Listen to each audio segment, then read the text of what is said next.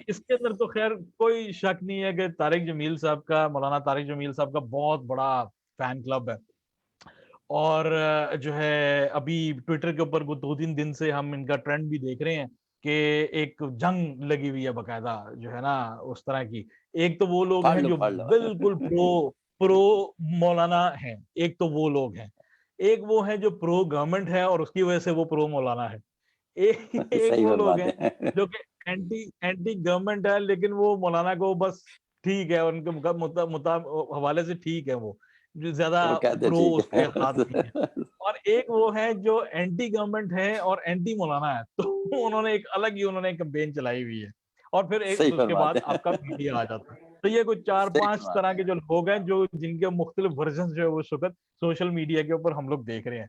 लेकिन चल मैं रहे ये हैं। जानना चाहता हूँ कि टेलीथॉन ट्रांसमिशन हुस्न इत्तेफाक से, हालांकि मेरा उस ट्रांसमिशन से कोई लेना देना नहीं था, ना जी। मैं उस वक्त कोई डॉलर जमा कराने के मूड में था, लेकिन ऐसी चलते सुबह चलते रऊफ एयर में क्लासरा मैंने साहब कहते थे मैराथन, मैंने कहा जी हाँ, मैराथन नहीं टेलीथॉन है जनाब। टेलीथॉन।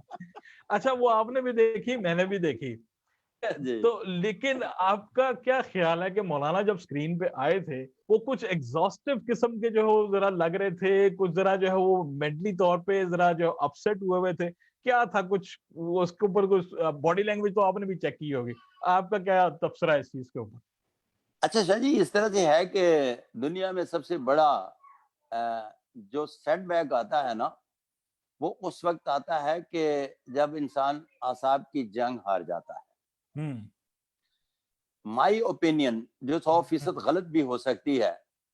मैंने जब ये टेलीथॉन देख रहा था तो उससे पहले जब मौलाना साहब के बारे में अनाउंस हुआ, तो चूँकि मैंने भी 8 साल माइक और कैमरे से खेला हूँ और मुझे पता है कि इसमें जो इंतज़ार की मतलब तंगी है ना, वो आम आदमी को कितना परेशान करती है और फिर उस आदमी के लिए तो अज़ाब पैदा कर देती है कि जब वो एक अरसे से इस बात का कायल हो चुका हो कि जिस जिस तरह से वो जा रहा है, तो 1, 2, 4, 6 आदमी सामने भागे जा रहे हैं, दरवाज़ा खोल रहे हैं और वो उनके कदम कहीं रुकते ही नहीं और वो अपनी जगह पर जाकर बैठ जाते हैं। रेड और जाते ही कारपेट पहले बिछता चला इंतज़ामात जा कर रहा है। लिए जाते हैं कि जनाब तशरीफ़ ले आए हुँ, और मुद्दज़िल्लाहु हुँ, अभी मेरा मतलब अपने फैन फॉलोवर से मुखातिब होंगे। हुँ, मेरा ख़्याल है कि जब उन्हें 1 घंटा इंतज़ार करना पड़ा ना, तो उनके लाशऊर में कोई चीज़ें पता नहीं पक रही थीं और हुँ, उनके जो शऊर में था, जो उन्होंने बोलना था, जिसकी वो तैयारी करके आए थे ना, हुँ। तो वो बुनियादी तौर पर 1 डेढ़ घंटे में एग्ज़ॉस्ट हो गए। बिल्कुल ठीक। और एग्ज़ॉस्ट होने की वजह से जैसे ही उनको दुआ के लिए कहा गया, तो वो दुआ की बजाय सबसे पहले तो उन्होंने गुस्सा इस बात पे उतारा जो मैंने पूरी उनकी गुफ्तगू में सुना कि हुँ, आपने मुझे 1 घंटा इंतज़ार करवाया। तो उस इंतज़ार में हज़रत साहब के माइंडसेट में जो एक दुआ पढ़ना थी ना, उसकी जगह फिर वो सबसे पहले सहमन मिस्टेक हुई या किस तरह से हो गई कि उन्होंने वो डायरेक्ट मीडिया एंकर्स को हिट किया। हुँ। साथ उन्होंने प्राइम मिनिस्टर का नाम लेकर जब बात की, फिर उजड़े हुए चमन की बात की, तो ये बाद में सारे का सारा जो एक होता है ना कवरिंग, वो सिस्टम को कवर करते-करते उसी को लाशऊर कवर से करते शऊर में रहे। आने वाली बात जो है वो कवर करते 22 करोड़ अवाम तक पहुँच गई। बिल्कुल सही, लेकिन हज़रत बिल्कुल, साहब से कवर नहीं हो सकी। बिल्कुल अच्छा सही। उस कवर ना होने के नतीजे में हुआ ये कि हज़रत साहब ने फिर पूरी दुनिया के मीडिया को कह दिया कि ये झूठा है और हुँ, फिर उसके बाद 22 करोड़ लोगों को कह दिया कि सब झूठ बोलते हैं। हुँ, अच्छा, ये सारा काम करने के बाद फिर होना ये चाहिए था कि बंदा असाब की जंग एक मर्तबा अगर हार जाता है ना, हुँ, तो फिर ये भी 2-3 फेजेज़ में होती है। हुँ, अगले फेज़ में उनको भागना नहीं चाहिए था। मेरा ख़्याल है कि थोड़ा-सा स्टे करते। हुँ, अब उनके साथ हुआ ये कि मुझे समझ नहीं आई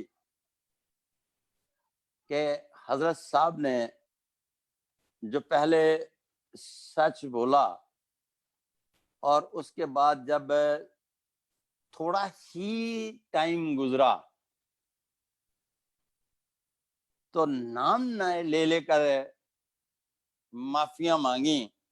मुझे बिल्कुल सही। पता नहीं कि जब उन्होंने पहला बोला वो सच था या उसके बाद उन्होंने झूठों से जो माफिया मांगी बकौल उनके, वो इतने ताकतवर थे कि घुटने टेकने पर मजबूर हो गए। अच्छा, इस बिल्कुल सही, बात की समझ नहीं आई, चूंकि बिल्कुल सही। मेरी ओपिनियन ये है कि असाबी तौर पर वो 1 घंटा बैठने के लिए तैयार नहीं थे, जिसकी वजह से उन्होंने रिएक्ट किया। और उससे दोबारा टेलीथॉन सुन लीजिएगा, 2 मर्तबा हज़रत साहब ने ये बात कही है कि आपने मुझे इतनी देर बिठाया, तो मैंने भी आपका टाइम लिया। तो उसमें हज़रत साहब के पीछे जो चल रहा था वो ये था कि वो अपनी इंसल्ट फील कर रहे थे कि उन्हें माइक कॉलर लगा के, कैमरा रोल पे डाल के, तो फिर उसके बाद गो अहेड क्यों नहीं किया जा रहा। बिल्कुल इस तरह तो से ही है। उसी चक्कर में उनके जो पूरे शऊर में जिस तरह से दुआ मांगने का एक कॉन्सेप्ट था ना, वो निकल गया और उसकी जगह ये ले ली। आप किसी माहिर नफ्सियात से भी बात कर लीजिएगा, इसके 19-20 के फर्क से बयान करेगा। और ये फिर उसके बाद चूंकि सोशल मीडिया एक्टिव है, तो एंटी ने अपने तरीके से चीजों को डालना शुरू किया और प्रो ने अपने तरीके से डालना शुरू किया, और उसमें मौलाना साहब का सिस्टम जो है वो मुतनाज़ा से मुतनाज़ा होता चला गया।